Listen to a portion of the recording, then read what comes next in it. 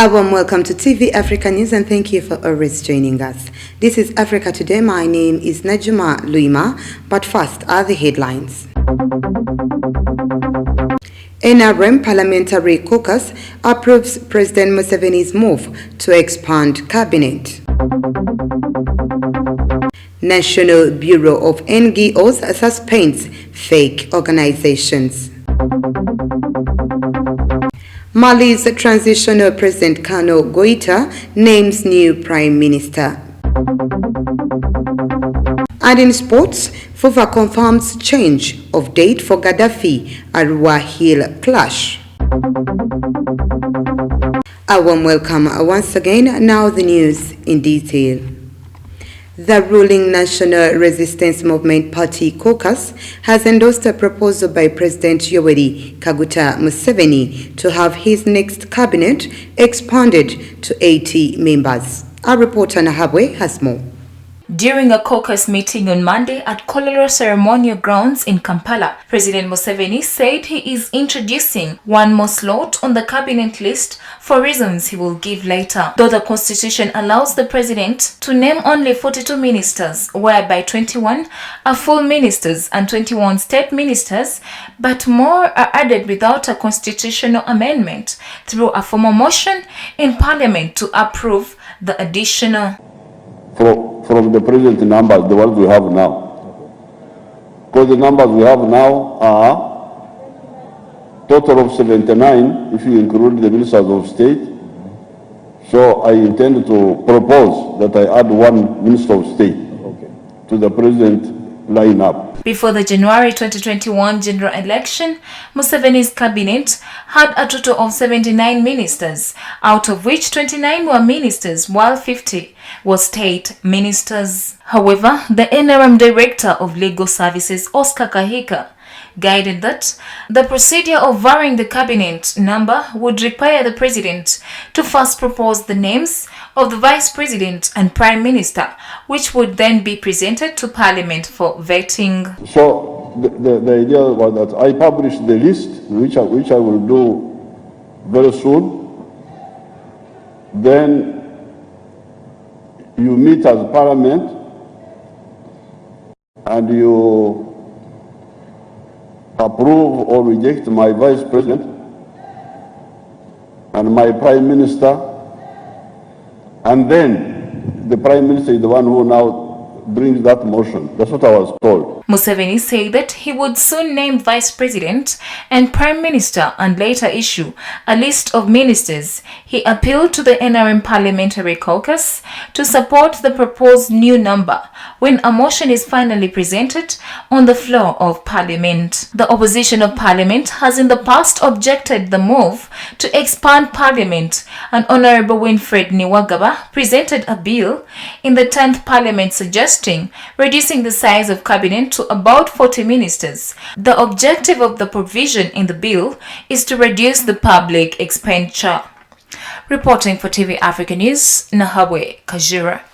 Moving on, the National Bureau of NGOs has with immediate effect suspended at least 4 organizations and individuals for masquerading as non-government organizations. Nalugo reports.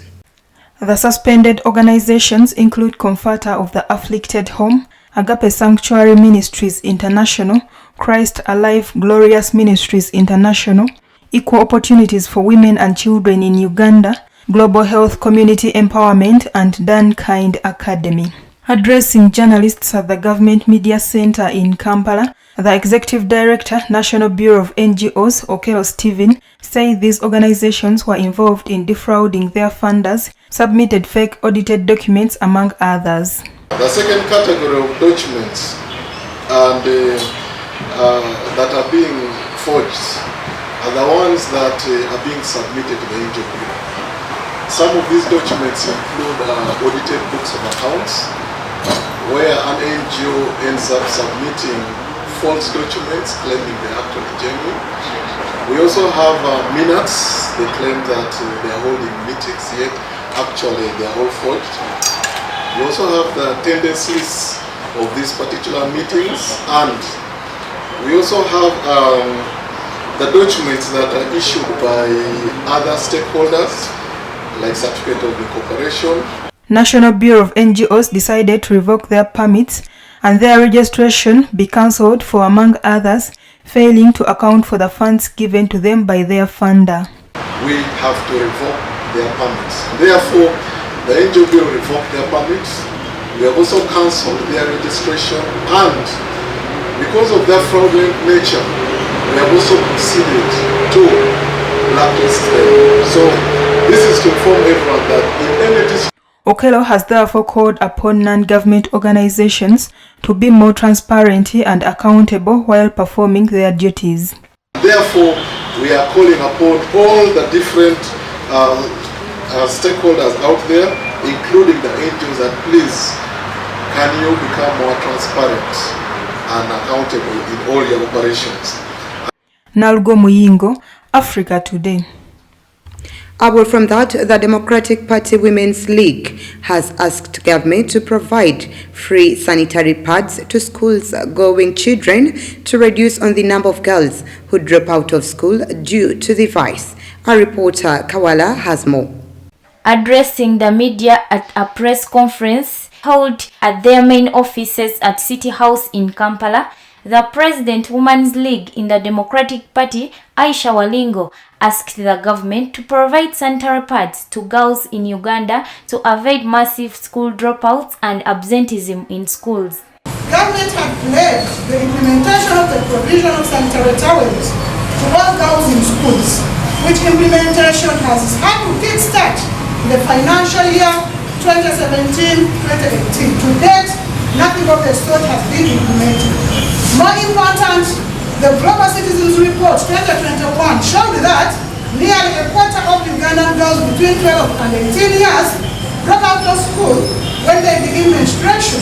Walingo added that school-going girls are using banana fibers during their menstruation, which is not sanitary effective. We are telling the government that if at all this plan is not put into consideration, it is going to be another time when we are going to mobilize all the women of Uganda to throw whatever they use during periods on streets, everywhere and in villages, such that at the end of the day, they really understand. As the government is sleeping against this pledge, let them know that the women and the girls in Usoga are using banana fibers as sanitary towels.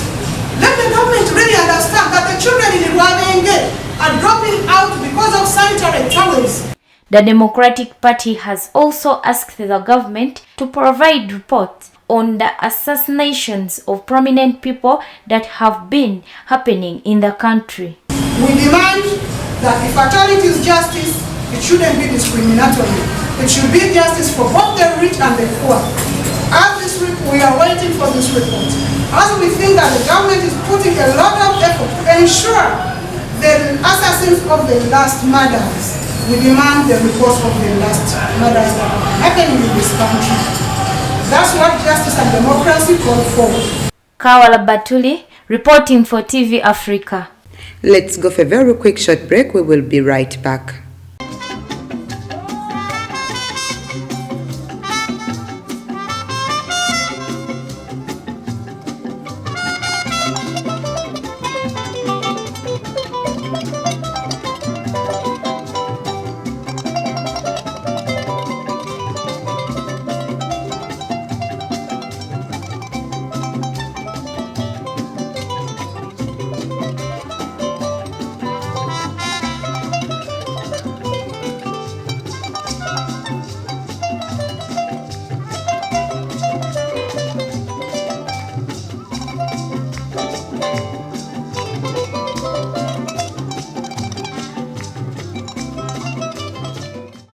Welcome back. You're still watching TV Africa News, the right to know.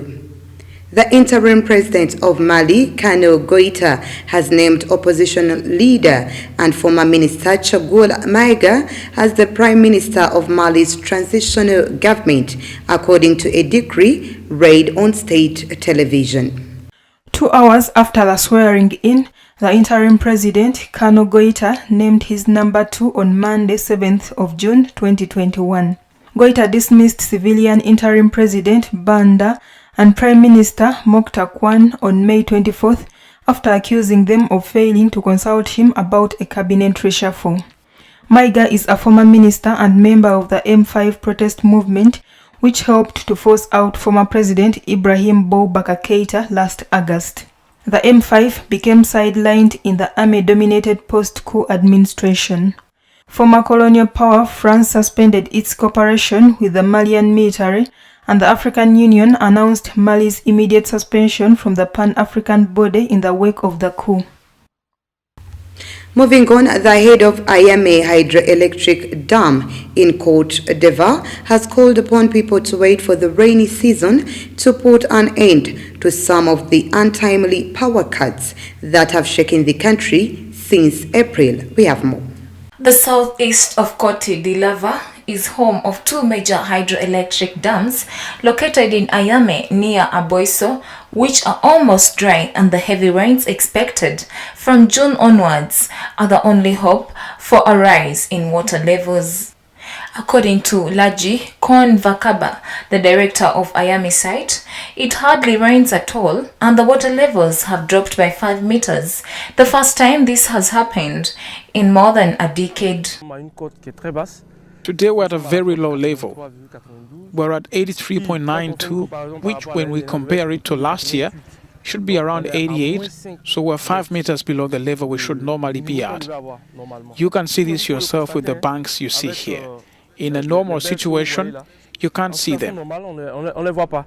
He noted that they are going through a period of drought which affects all the dams in the country, Kosu, Tabo, Soba and Buyo. Despite the drop in the level of the river that irrigates the dam, fishermen in dugout canoes venture out to cast their nets in the hope of catching a few fish. Ivorian electricity production, the largest in West Africa, is 75% thermal, with a remainder provided by the hydroelectric dams. If you haven't paid your water and electricity bills, you get a 10% penalty.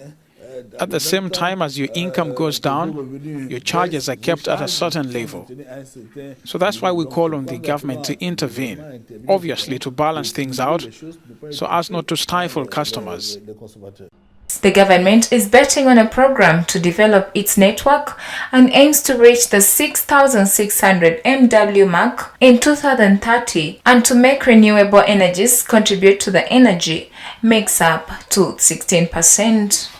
The Burkina Faso Prime Minister Christopher Dabire has promised on Monday that the attack that left 160 people dead last weekend in northern Burkina Faso will not go unpunished.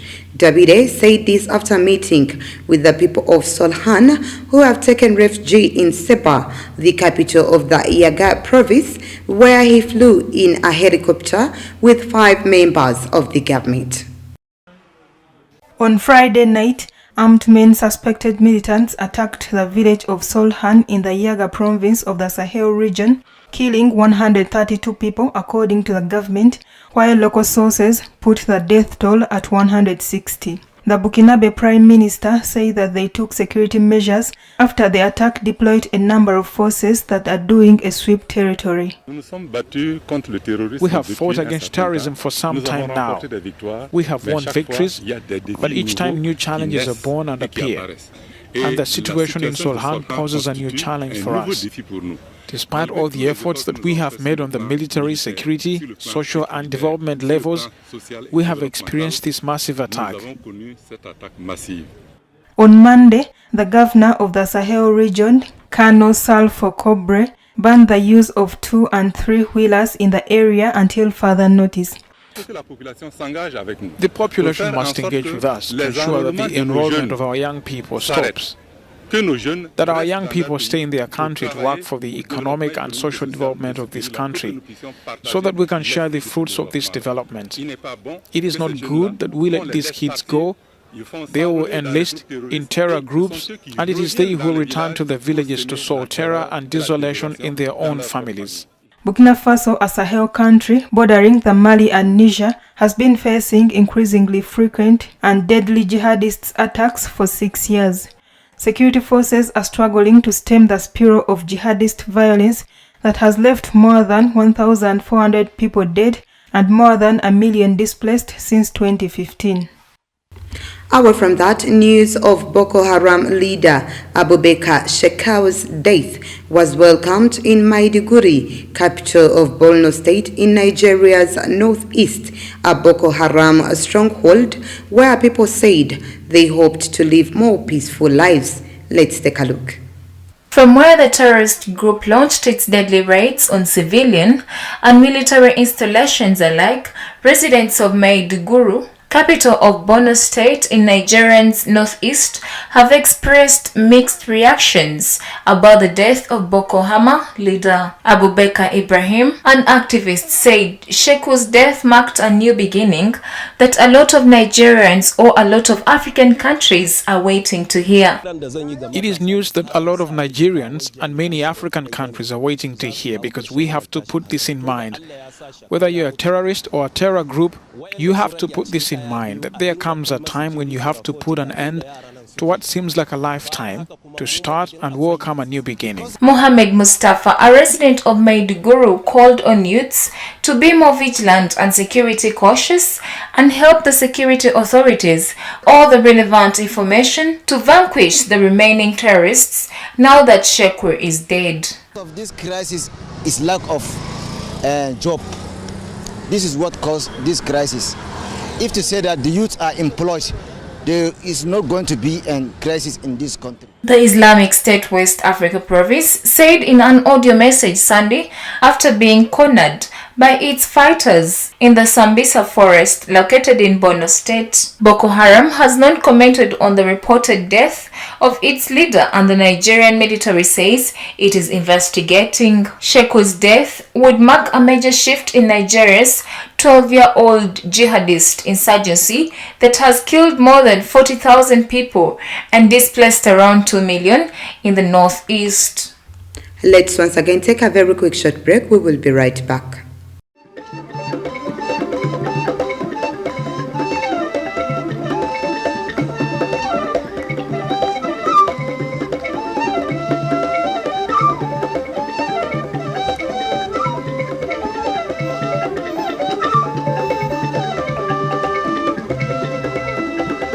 Welcome back. You're still watching TV Africa News, the right to know. In our business news today, managers of the Miba Mining Company have said that the Bakwanga Mining Company in the city of Mbuji Mai, the capital of the Kasai Oriental Province in South Central DR Congo, has resumed operations and exploitation is underway.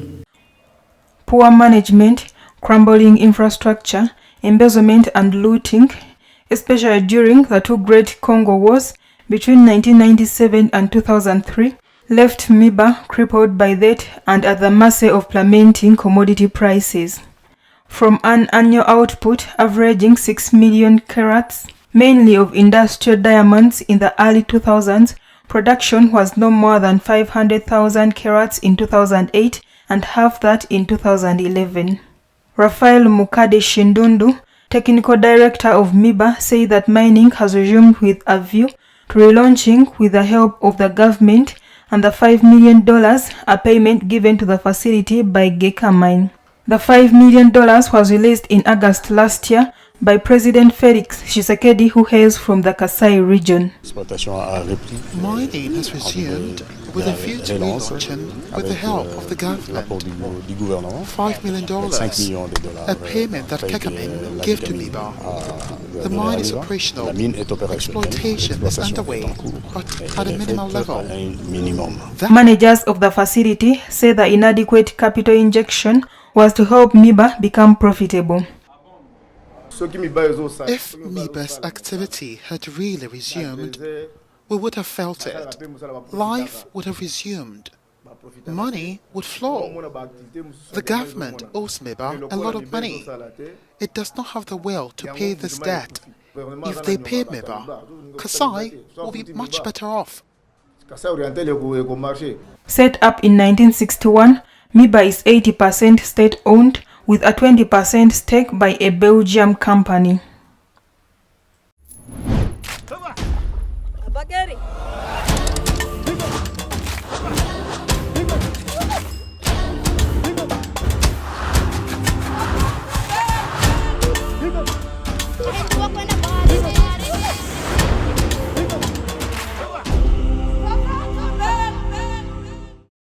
In our health news today, the Commissioner General of Prisons, Dr. Johnson Byabashaija, has suspended all visitations to prisons with immediate effect, regardless of vaccination status. The instruction comes at a time when the country is facing a second wave of the pandemic, which is said to be more lethal than the first wave. Let's take a look.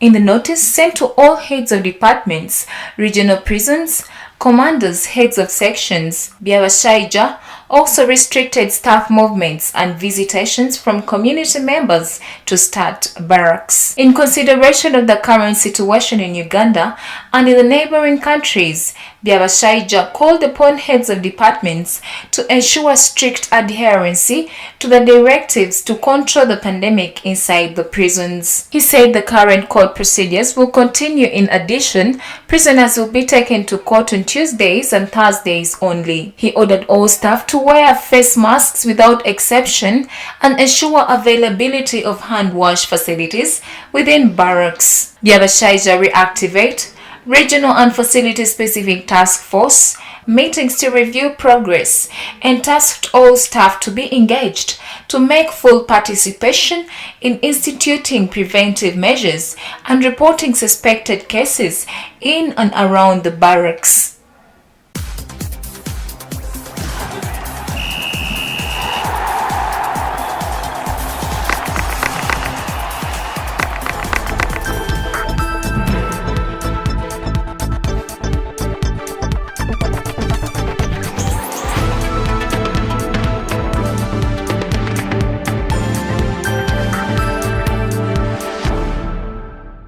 In our sports news today, the epic Elgon Group clash between West Nile's Arua Hill and Eastern Region entity Gaddafi has been rescheduled to Wednesday, 9th June 2021 by Federation of Uganda Football Associations FUFA due to the President's directives of suspending inter-district travels.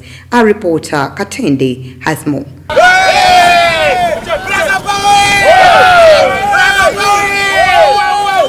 According to the letter addressed by the competition's director, Hajat Aisha Nalule, to FUFA Big League clubs, the StarTimes FUFA Big League fixture match day 13, which was supposed to be played on 10th June 2021, have been rescheduled to Wednesday 9th June 2021, following the President's directive of suspending inter-district travels. She added that the venue for this match remains unchanged as the Chabazinga Stadium, Bugembe in Jinja City. Arua Hill leads the Elgon Group with 26 points, 3 points ahead of Gaddafi with 2 games for each of these clubs to play. There are 2 matches that remain before the official close of the regular season, where the top club per group earns a direct slot to the Uganda Premier League. 3 clubs will be promoted to the Uganda Premier League from the FUFA Big League. 2 of these will get direct slots, 1 per group, Renzori and Elgon, as the third group is determined via the promotional play-off.